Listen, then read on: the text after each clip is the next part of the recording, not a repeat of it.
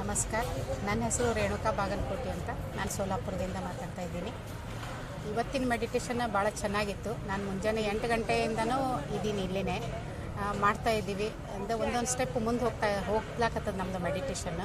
ಆದರೆ ಇದಕ್ಕೂ ಮುಂಚೆ ನಾನು ಫಸ್ಟ್ ಒಂದು 20 ವರ್ಷ ಮೊದಲು ನಾನು ಬೆಂಗಳೂರಲ್ಲಿ ಪಿರಾಮಿಡ್ ಅಲ್ಲಿ ನಾನು ಮೆಡಿಟೇಷನ್ ಮಾಡಿದ್ದ ಅನುಭವ ಭಾಳ ಚೆನ್ನಾಗಾಗಿತ್ತದು 20 ವರ್ಷ ಮುಂಚೆನಿಂದ. ಆವಾಗಿಂದ ನಾನು ಇಲ್ಲಿ ಕನೆಕ್ಟ್ ಇದ್ದೀನಿ. ಯಾವಾಗಾಗುತ್ತೆ ಬಂದು ಕನೆಕ್ಟೂ ಆಗ್ತೀನಿ. ಒಂದು ಹೇಳಬೇಕಂದ್ರೆ ನನ್ನ ಮಗನೂ ಬಂದಿದ್ದ ಆವಾಗ 20 ವರ್ಷ ಪೂರ್ವ. ಅಲ್ಲಿ ಮೆಡಿಟೇಷನಲ್ಲಿ ಅವ್ರು MTech ಮಾಡ್ತಾಯಿದ್ದ. ಅವನು ಕರ್ಕೊಂಡು ಹೋಗಿದ್ದೆ. ನಾನು ನೆಕ್ಸ್ಟ್ ಸ್ಟೆಪ್ ಅಂದರೆ ಮೇಲ್ಗಡೆ ಹೋಗಿ ಕೂತ್ಕೊಂಡ್ವಿ. ನಾವು ಕೂತ್ಕೊಂಡು ಕೂಡ ನಾನಂತೂ ಇದ್ದೆ ಆ ಲೈನಲ್ಲಿ. ನನಗೇನು ಅಂದರೆ ಅಷ್ಟು ಫೀಲ್ ಇತ್ತು.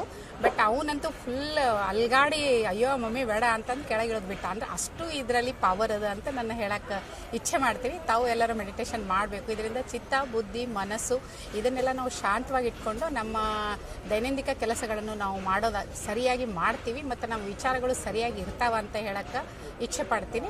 ಎಲ್ಲರಿಗೂ ನಮಸ್ಕಾರ.